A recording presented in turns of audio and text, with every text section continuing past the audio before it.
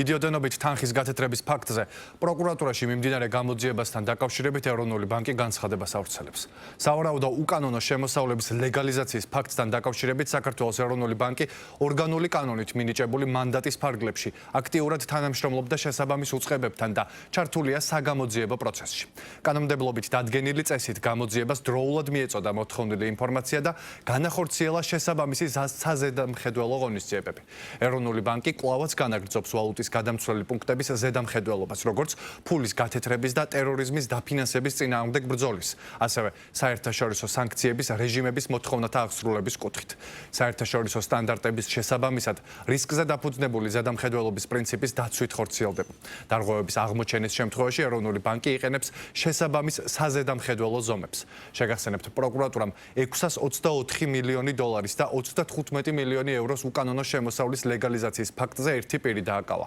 უწყების ცნობით, გამოძიებით დადგენილია, რომ ბრალდებულმა მის საკუთრებაში არსებული ეროვნული ბანკის მიერ ნებადართული ვალუტის გადამცვლელი პუნქტის საქმიანობის საფარქვეშ ფულის გათეთრების და ტერორიზმის დაფინანსების აღკვეთის ხელშეწყობის შესახებ კანონის მოთხოვნათა განზრახ იგნორირებით მოაწყო დაუსაბუთებელი წარმომავლობის თანხის შეკრების, კონვერტაციის გზით წარმოშობის შეცვლის და ლეგალურ მიმოქცევაში განთავსების უკანონო ქსელი. აღნიშნულ საკითხს დღეს პარლამენტის თავმჯდომარე გამოეხმაურა.